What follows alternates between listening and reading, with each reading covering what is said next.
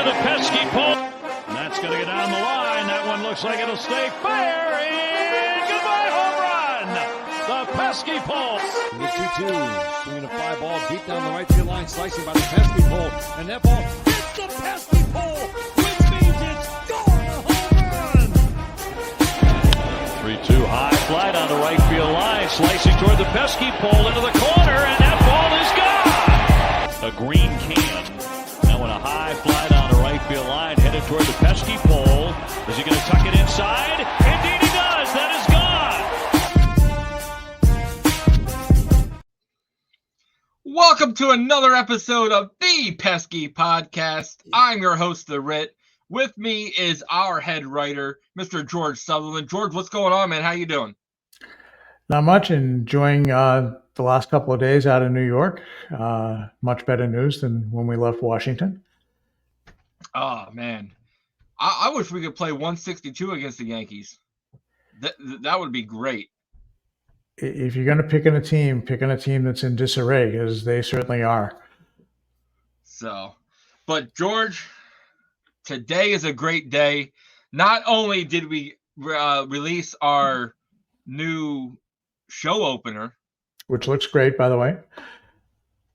We are dropping our website today, so you guys can shop all your needs for the Pesky Podcast. But we are also introducing the newest member of the Pesky Podcast. So let's just bring her right in. Rylie. Hello. What's going on, Rylie? Not too much. How's it going? Not bad. I was telling DC and George how I first interacted with you.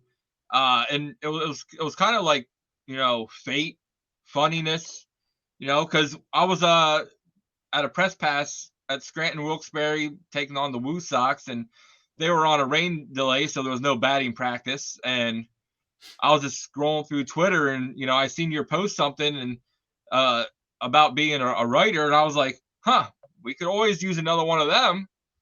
So I went and looked, read one of your articles, loved it, and sent you the message. And I was really quick at happy how quickly you responded to us. So guys, if you guys haven't checked out any of her stuff, I'm sure she's going to get her spotlight to tell everybody where to look at it at. But Rylie, you have like 2 or 3 jobs. You're always busy, and So tell everybody a little bit about yourself and tell everybody about your job. So currently I have 3 jobs. I guess kind of 4 because I've been dog walking 2 in the mornings. I don't know if that counts. If you count it, though, I guess 4. So I have a background in marketing, social media, communications, journalism, all that fun stuff. The most relevant one to this podcast is my job with the Portland Sea Dawgs. I do broadcast for them, some camera work, broadcast work. That's been a blast this summer. I've also interned. My favorite story is when I interned at NBC Sports Boston in 2018, which is when the Red Sox won the World Series last, because that was a fun time. It was definitely interesting when they were playing the Dodgers and they were having West Coast games and people had to stay in the office till like 3 or 4 in the morning. People are like, I don't even care who wins anymore. I just want the World Series to be over with. But yeah, currently I'm with the Portland Sea Dawgs, which is most relevant to this podcast. And it's been a really fun summer with them. Yeah, George is right up there in Maine, with you for the Portland. He goes and catches a couple games. George, maybe you guys can share some memories this season up there in Portland. Yeah, for sure. I'd say my best memories so far this season, I've had a few. It's been a really, really interesting season with the Sea Dawgs. We started off with a really good roster. We had a couple of good pitchers that got taken up to the Woo. And then Cedar Rafaela, he's been a beast all season. I think it was the game where he stole like the most amount of bases I can't remember if it was minor league history or all of baseball history. But he had like a historic base stealing game. And I was working that game. It was crazy because, like, every time you looked, he's just running. Dude was so fast. It was crazy. So then I was wondering through, like, the beginning of the season because when I saw him at spring training, I thought he would at least be with the Woo Sox, if not the majors right away. So I was like, that's kind of interesting that he's still with Portland. I was really happy that he was with Portland because he's great to watch, but I was surprised. So then when he got taken up to Worcester, I was like, okay, I saw that coming. So that was really fun through the beginning of the season. We also had Trevor Story and Corey Kluber there recently. I worked, I want to say both of the games that they were there, which was a lot of fun. The first night that Trevor Story made his season debut, which was with Portland, he hit a home run, and that was very, very exciting. There was one day I was working. I worked the day before, last inning, the 2 teams got tied, and then we had a rain delay, literally, like, the bottom of the last inning. So, we had to make up the next inning the next day. Tyler Dearden had a walk-off home run pretty much immediately. I think he was the first at bat, and I think it was in the first pitch, like, it was insane. It was great, though, it was a really good time. So, yeah, the Sea Dawgs have been a lot of fun this season. They've just had so many great players, so many crazy plays that have happened.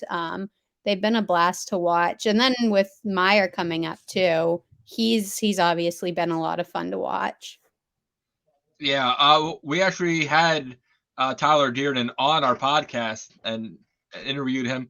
He was a great guy. Lots of fun to talk to. Another guy we got on the podcast who came up a little bit later to you guys was Hunter Dobbins, Oh, and yeah. he has just been automatic this season in the minors. Well, what are your thoughts on Hunter Dobbins? And have you seen him pitch at all?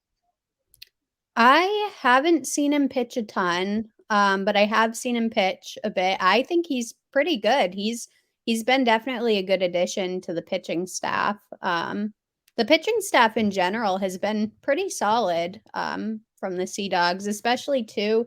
We've had, I believe it was, I can't remember his name, but we had one that got pulled up to the Woo Sox that was like really, really good. So I wouldn't be surprised to see him in the majors within like the next season or two. But yeah, it was kind of like a little nerve-wracking every time a pitcher gets pulled up because then it's like, okay, who do we have now? You know, pitching staff is one of the most important parts of the game. So then I think he's fit in really well with the team and kind of been able to hold it down, and he's done a really good job. George, what are some Portland memories that you had from this season? Because I know you caught a couple games. Yeah, probably my first one was the first time I saw Meyer play, and he struck out on a slider. I think the first string didn't look all that great, and then the next time up, he hit a rocket home run to center field. That ball left his bat in a hurry, and it was a shot. It made me appreciate the fact that he's got power and line drive power, so that should play well. You know, I had I'm 1-1 this year. I've only had a chance to go to 2 games, so it hasn't been all that well. But I do try to follow them as much as I can. Try to pick up the broadcast at night. This is it's where the talent is for sure, and you got some guys that are probably going to be in Boston in a couple of years, at least everyday players. Meyer, York, Jordan. The guy, one of my unsung heroes in that team is Mydroth. The kid plays. He's out there he's playing hard every time they put him out there. They move him all around. Wherever he goes, he plays well. He's got a future in this organization just for that. And you know he's got some skills. So yeah, it's been a really fun team to watch. I didn't get it. Usually I have a very good streak of getting to see Boston players do rehab assignments. I've seen Sale twice, before in Portland. So, but missed out on this one. But yeah, and missed out on Story. But yeah, this is a very exciting young team, and there is talent down there for sure. And it shows where the farm system is, and the fact that they can let the younger players develop a little bit more because of what they have in Worcester, and give them time to mature and not rush anybody. So it's been fun. And it's a great place. Hadlock is an awesome place to take in a game.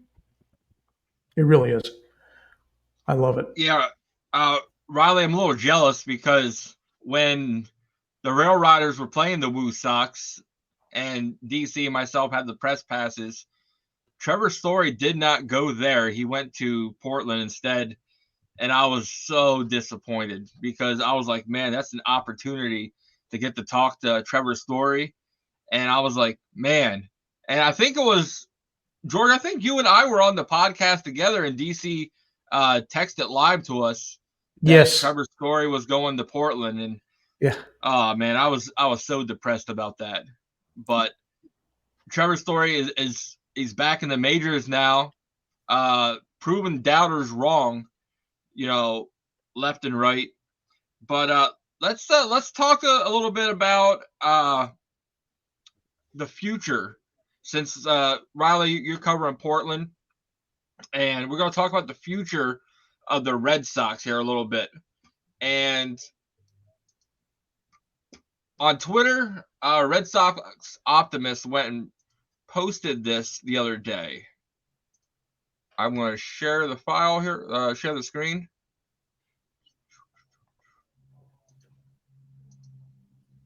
So we all can see.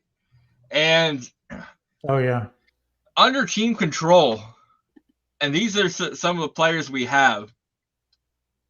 Bayo, he's under team control to 2029. Crawford, 28. Houck, 27. Bernardino, 29. Murphy, 29. Schreiber, 26. Whitlock, 28. Wink, 29, who's pitching today. Reese McGuire, 25. Connor Wong, 29. Tristan Casas, 29. Devers, 33. Reyes, 27. Urias, 25. Duran, 28. Trevor Story, 2026, but he has an opt-out. And then Yoshida, 2027.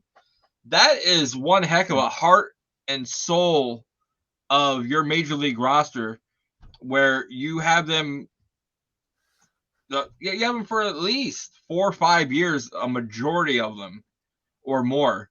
So let's go to you, George. What are your thoughts on the team that we're on paper right now that Chaim has put together, and we finally get to start seeing the controllability and the talent that we have this year? Look, it's the way you have to build today. You can't do it strictly by free agency. They've they put in the luxury tax to kind of balance things out. So if you play within the rules and you do it well, you've got sustainable quality baseball. So I think it's been a very hard thing for Red Sox fans to buy into, because they had Dombrowski, who go raid the farm system and go buy anything he wanted, like a drunken sailor. But in this case, you're beginning to see the benefits of it. And if the average Red Sox fan, if they took a look at this roster, go, yeah, okay, this is our future, and there's more to come. As I said, what's missing on this is Meyer, Jordan, York, Mydroth. There's the kid in center field, Sykes, down there, another good ball player.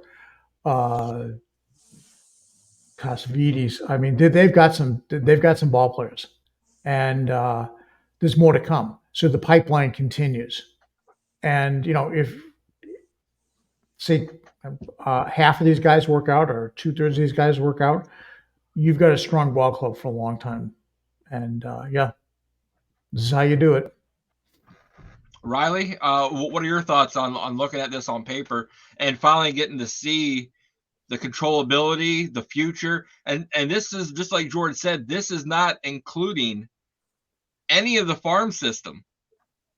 Rafaela, Meyer, it doesn't include any of those guys. So what are your thoughts then? Yeah. So the more that I look at their roster, the more I understand why they did not do anything at the trade deadline. And I know a lot of people were kind of up in arms about like, oh, their team isn't great right now. Why didn't they trade? Well, you look at who they have. Like Casas, look at how great he's doing now compared to the beginning of the season.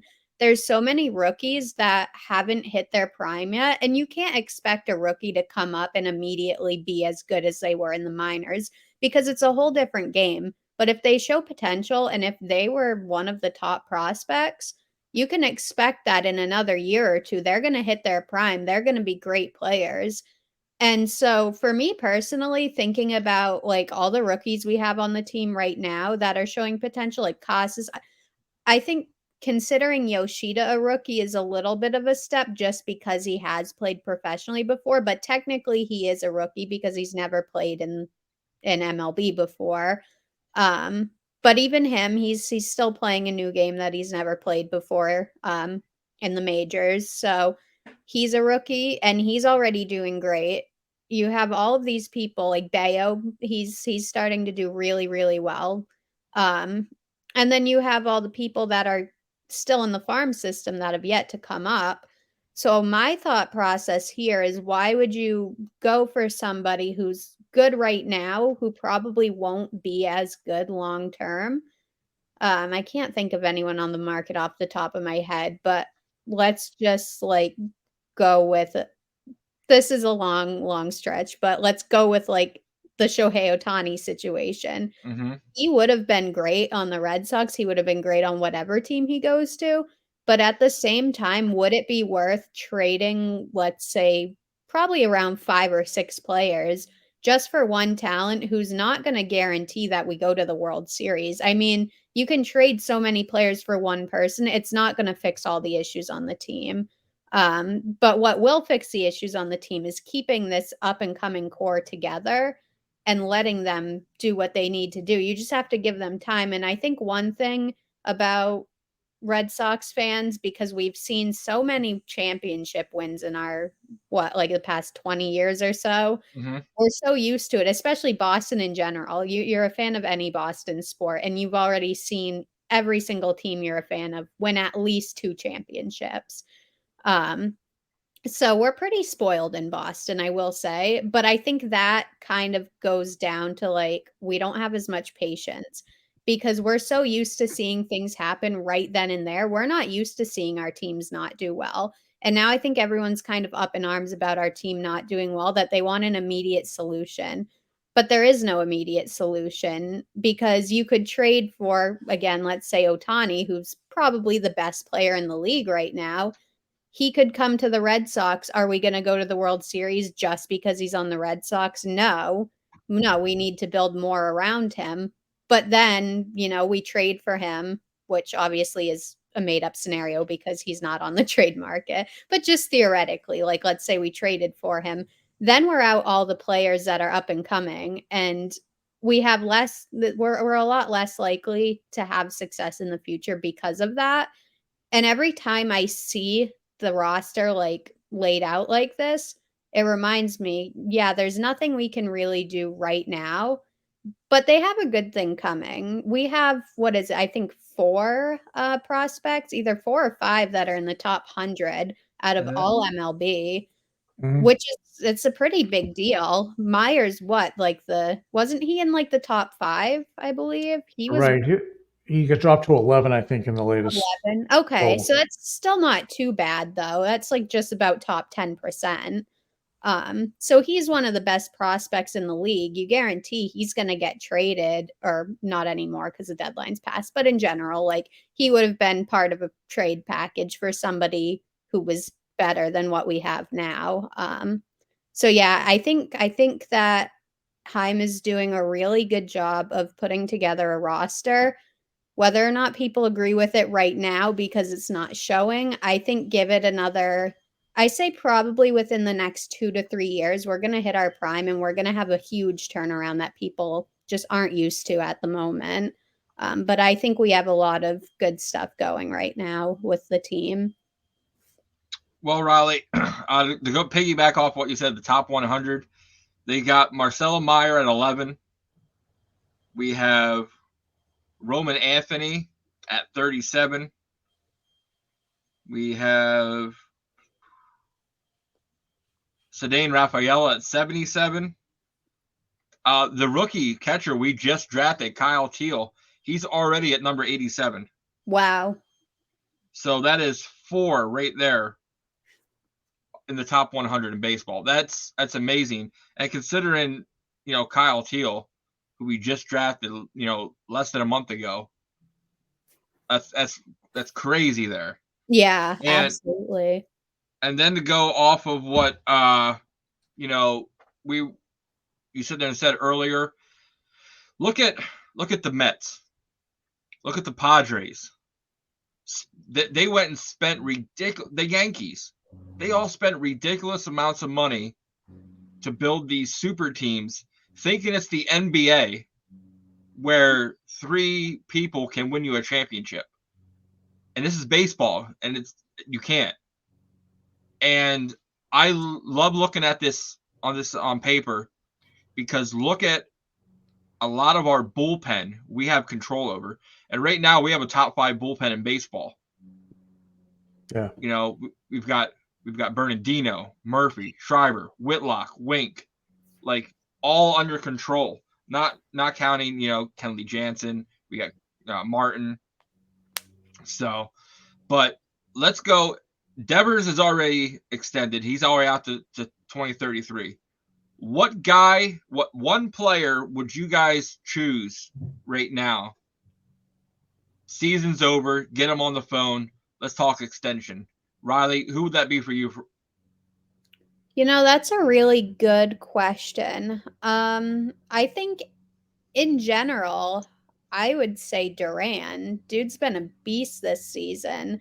He still has a little while to go, but I think the next 4 years or so are going to come by quickly, and I think it's something that they should start working out with him, because nobody really expected him to do as great as he did, but same thing. He hasn't had much playing time in the majors. Mm-hmm. So I would kind of consider him a rookie still. Even though he's played before, I don't think he's ever had enough time to actually prove himself that he shouldn't be considered a rookie right now, especially since he started down in Worcester and got pulled up kind of on a whim when Duvall got injured, and then just really has done a ton. He still has room to grow, of course, but I think what he's shown, definitely, he's probably the top player I would say that they should start talking, or at least in the next season or 2, should start talking about an extension with. Yoshida as well, I think, is pretty important to kind of start talking about with that as well. George, what about you?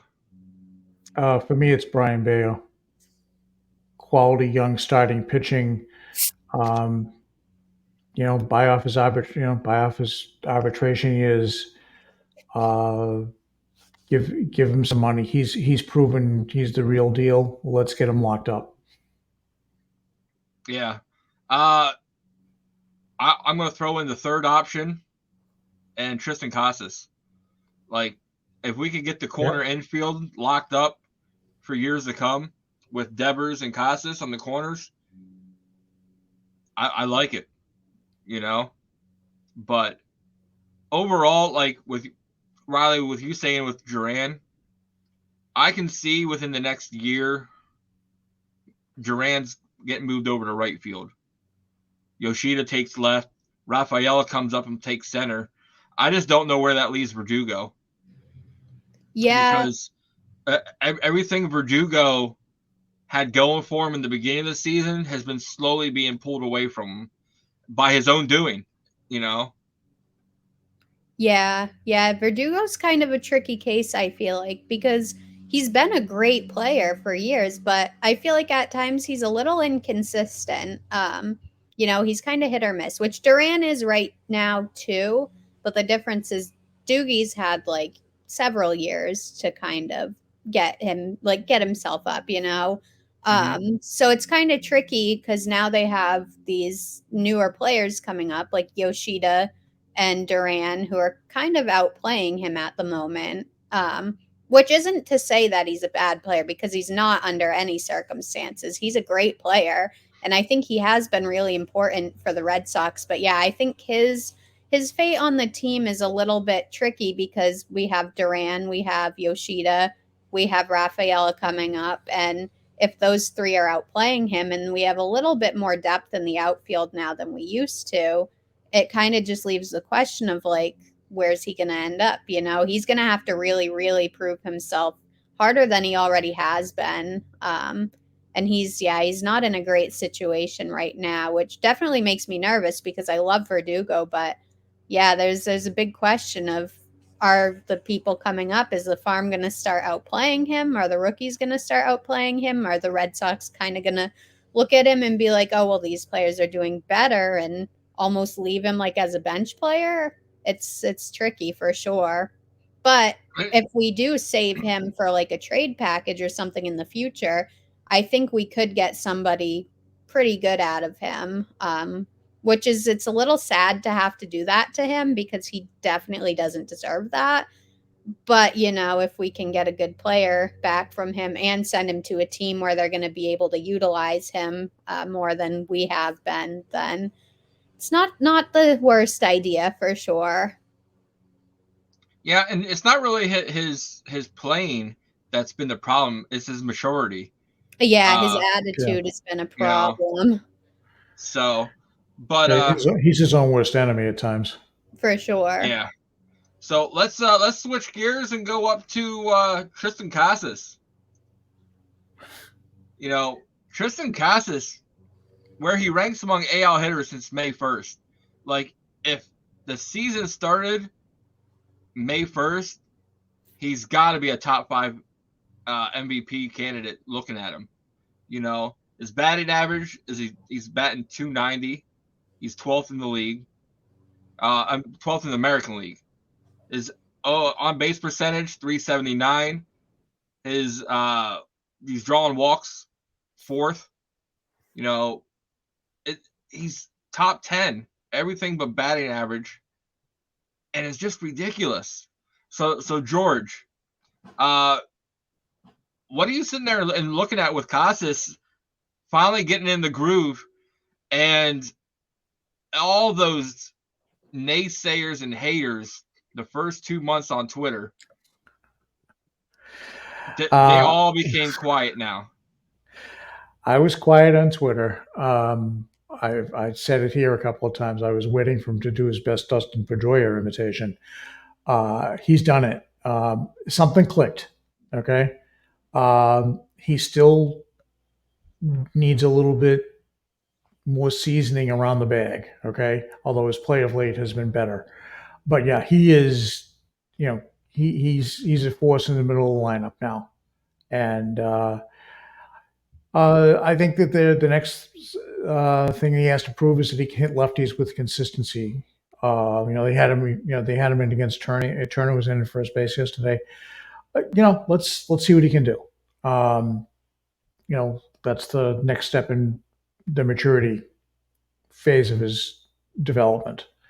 But yeah, I mean, you know, he hits bombs when, you know, they leave the ballpark in a hurry.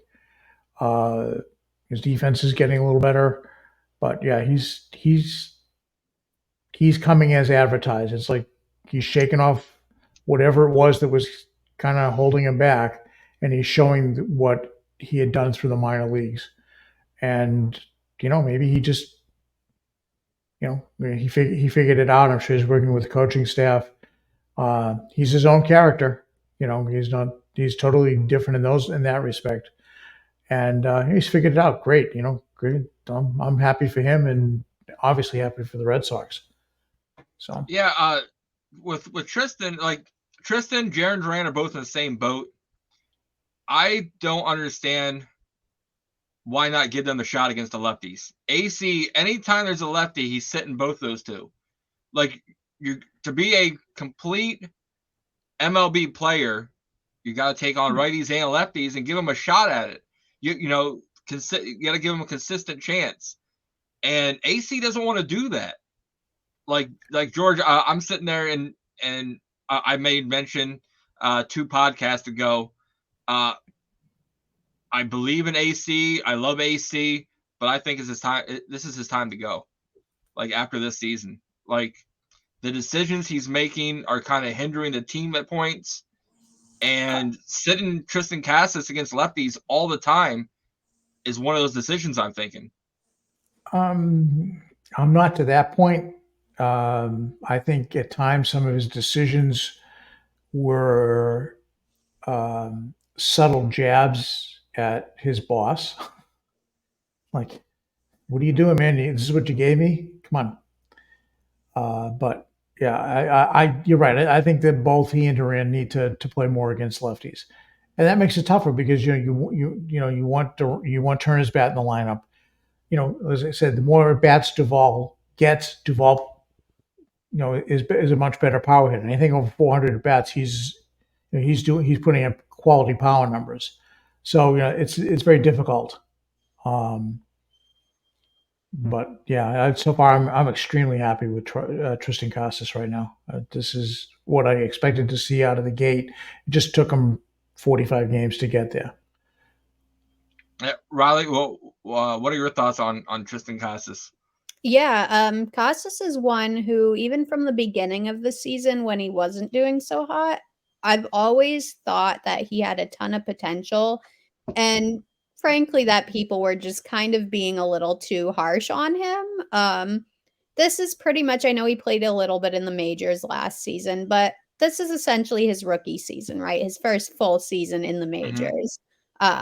I think I kind of touched on earlier how, like, you can't expect somebody to come up and just immediately be this power player. It happens very rarely, but for the most part, any move up of any level is going to be a whole different ball game, and it takes a little while to get used to. And Casas in particular, anytime he's up to bat, you can tell how nervous he is. He's a very nervous player.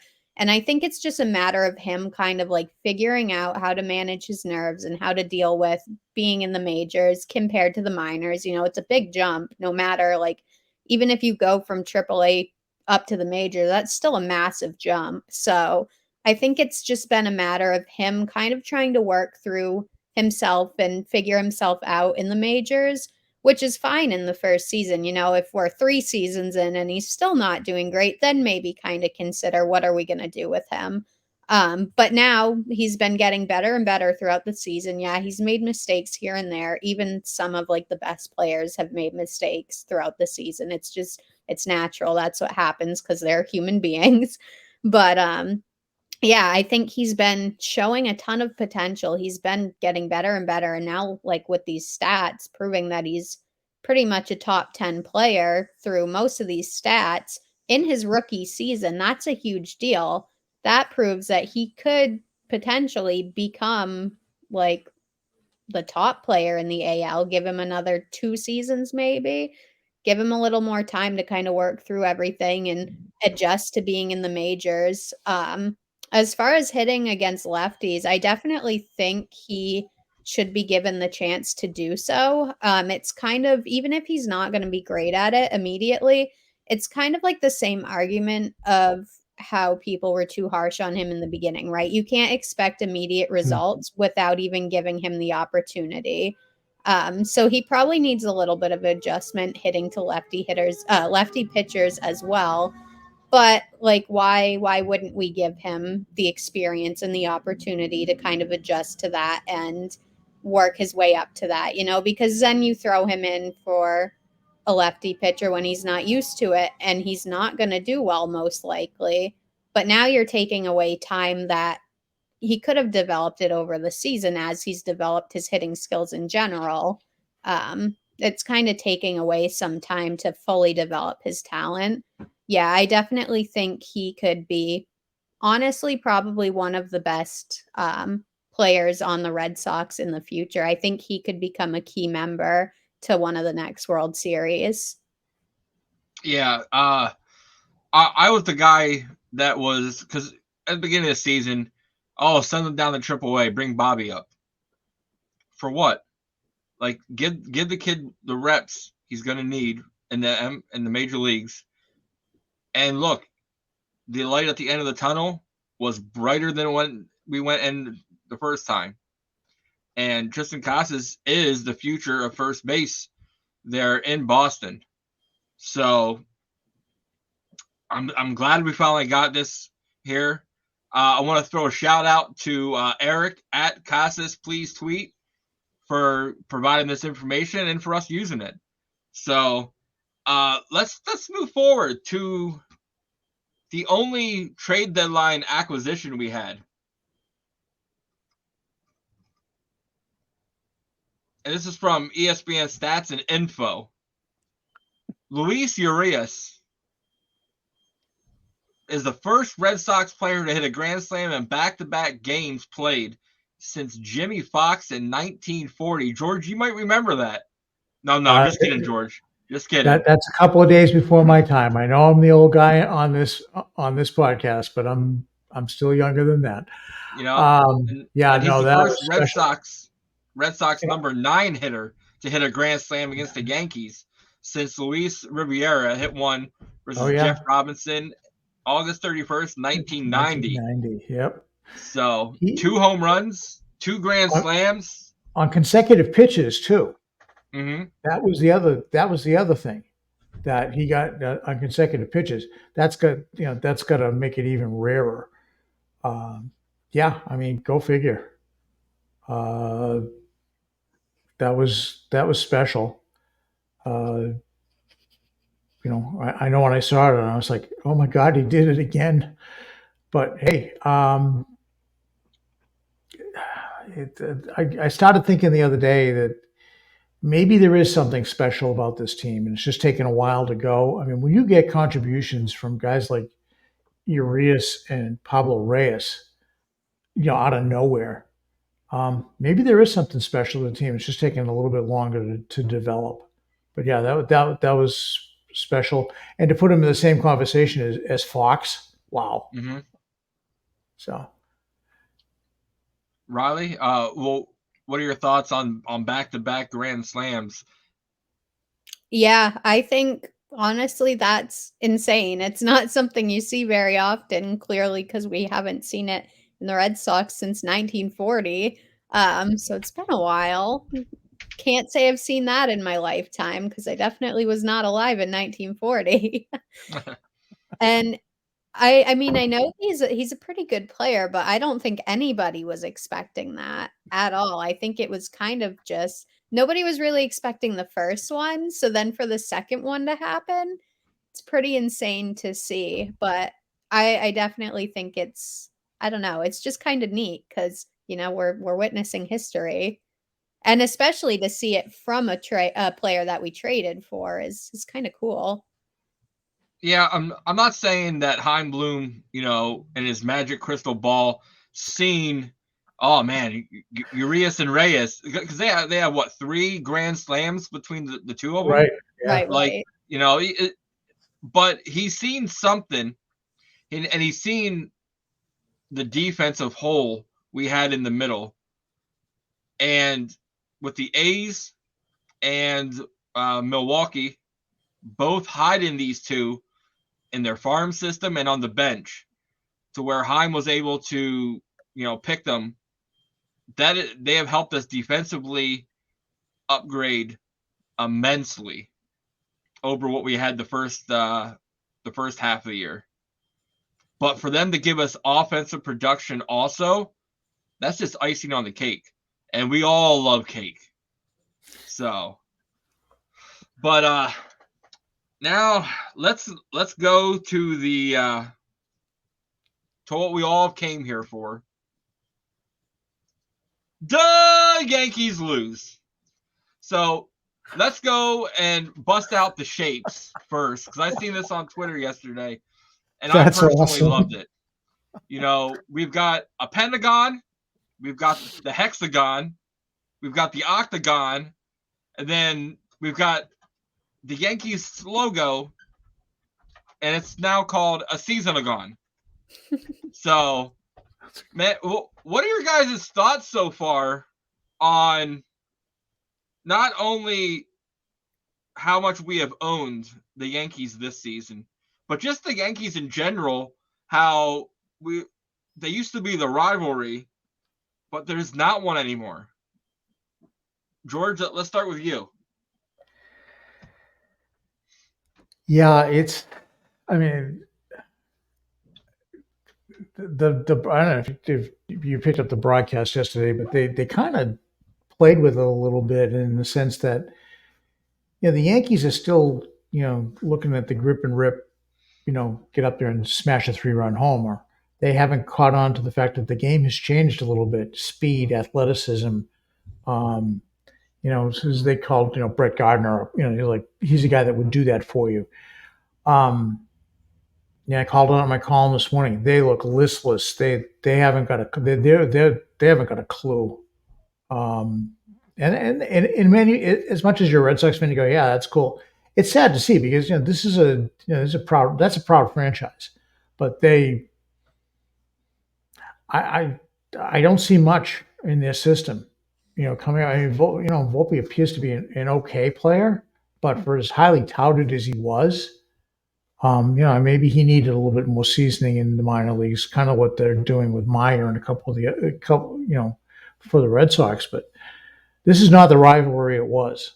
And, it's certainly not in the beginning, 20 years ago, it's not the rivalry that was there. There's no,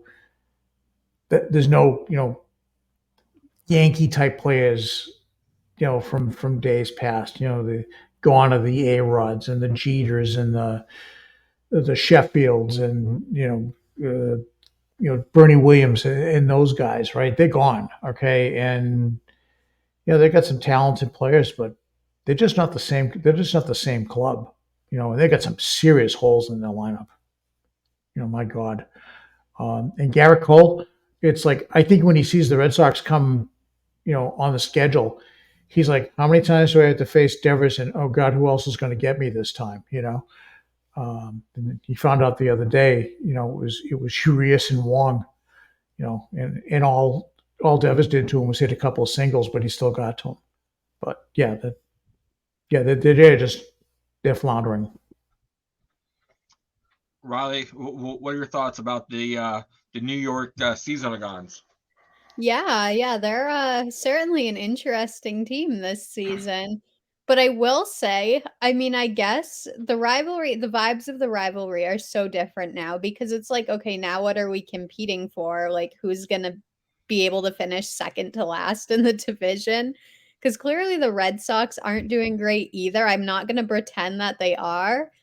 But to the extent that the Yankees are doing, they're just completely tanking right now. And it's funny because, of course, whenever rivalries come up, like Yankees fans will talk a big game. Oh, we're going to beat the Red Sox. And we're kind of just like, oh, keep dreaming. And so, literally, like every time we've faced them, it's been a blast for Red Sox fans because it's just a complete joke. But it's interesting in general to look at the entire AL East because it's like, what's the rivalry now? I would kind of almost consider it like the Orioles and the Rays, which I never thought I would say. Those teams haven't been necessarily good in the past. It's always been Yankees versus Red Sox and then like the rest of the division, especially the Orioles. They were like rock bottom for a real long time. So now to see like it's almost like a new generation of a rivalry, but it's not as fun as the Yankees and Red Sox because that's a historic one. So it is kind of sad to see the Yankees not do well because now it's like, okay, we don't have like a true rivalry. I can't even be upset when they win a game anymore because they're doing so bad that you almost feel bad for them, but not bad enough for you to want them to do better than the Red Sox, of course. But yeah, just like kind of that historic aspect of the rivalry too, almost being gone is a little bit sad. I'm not quite ready for that. And there are, I'll admit, a couple of Yankees players that I do like Aaron Judge. I wanted to see him do really well this season, but he's had a tough season for sure. Yeah, it's just weird. It's really strange, but of course I can't help but celebrate when they're in last place. Do you think that Aaron Judge is thinking to himself, I should have went to San Francisco? Yeah, probably. I think he probably saw a lot more potential in the Yankees than was actually there. At the same time, I don't really know because San Francisco's not too bad right now, but I also wouldn't say they're like a championship caliber team at the moment. But they're definitely doing a little better than the Yankees. So it's kind of hard to tell. I do know though he had ties to San Francisco. So I'm kind of wondering the same. I could definitely see him regretting his decision to stay in New York. Yeah, the rivalries that George and I remember, because Rylie, you're just a little bit younger than us. When something went down, there was fisticuffs. Yeah. You know, Pedro throwing down. What was that? Zimmerman. Zim. Yeah. You know, A-Rod and Veritek. You know, Joe Kelly Fight Club. Now it just seems to me like the Yankees don't even have enough in them just to even fight. They're just continuously getting beat down by the Red Sox, and they just don't care no more.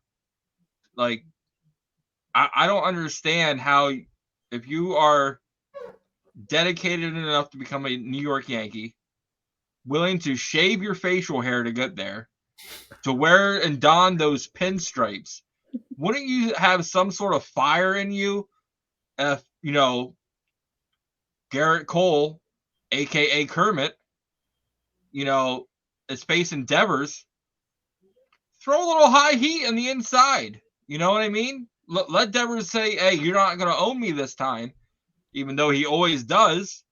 The birth certificates are changed. Rafael Devers, even though he's younger than Garrett Cole, is his father now.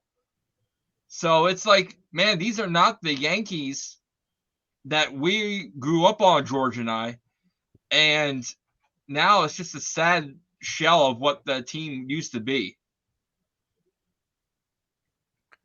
Yeah, it's so weird, and I think a lot of it changed in 2004. The monkeys off our back, and really, the Yankees have only won one championship in the last 20 years. The Sox have won 4.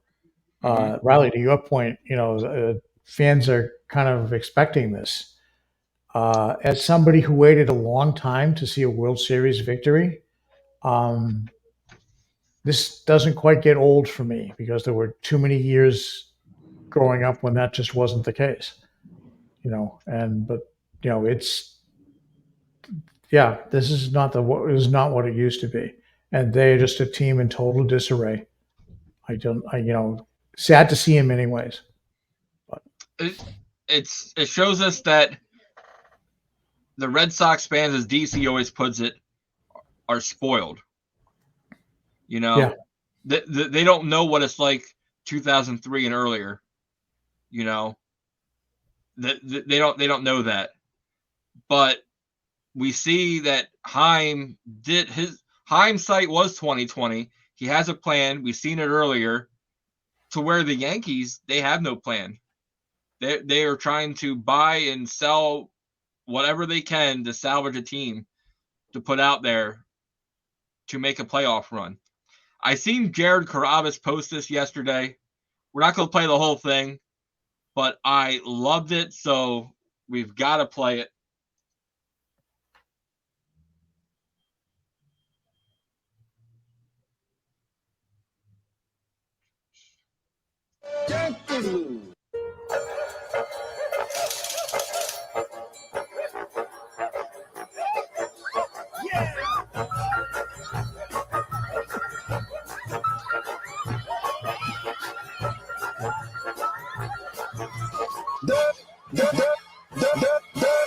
Yankees lose. The Yankees lose. I seen this and I was just busting up laughing yesterday. Like, wow. Yankees lose. Yankees lose.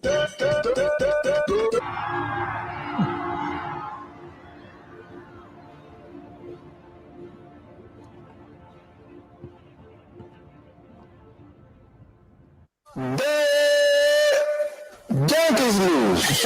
When do they they stop tuning their instruments and play the music? That is the music.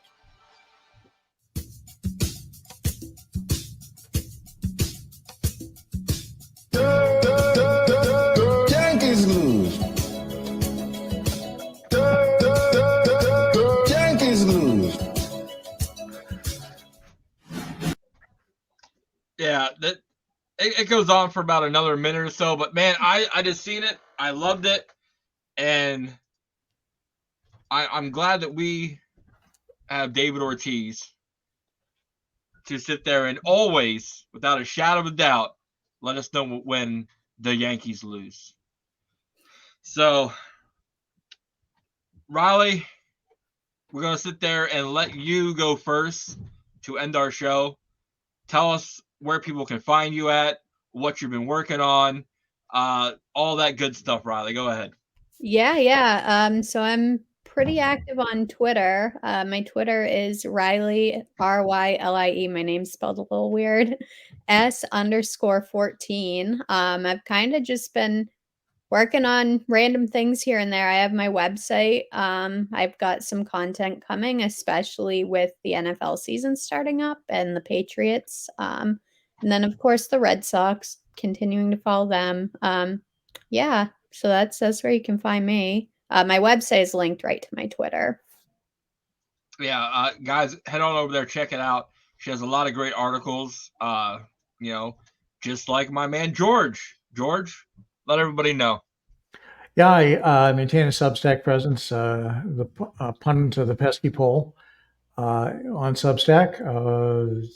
We have links off the website and on Linktree from the Pesky Podcast. So I do a regular Sunday column, but I also do intermediate columns when things kind of strike me and feel I need to get them off my chest. I'm somewhat active on Twitter. I've calmed down a little bit because I just caught myself going a little bit too much to the edge, so I backed off. But yeah, that's where you can find me, and here, on a few of the podcasts as well. So, Rylie, let's sit there and talk real quick about how much I annoy you sometimes. Sometimes he'll text me and be like, "Oh, just checking in," and I'm like, "Ah." So, Well, you don't annoy me. It's always in good fun. Don't worry.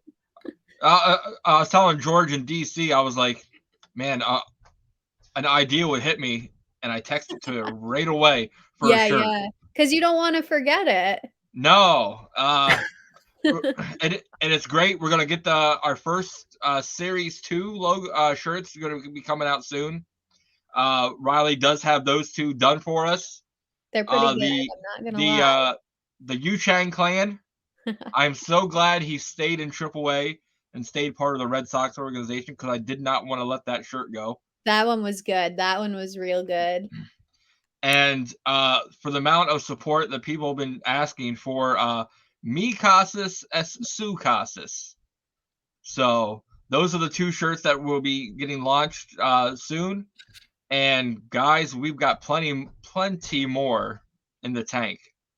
So, but thank you, Rylie. Thank you, George, for coming on and helping us out today.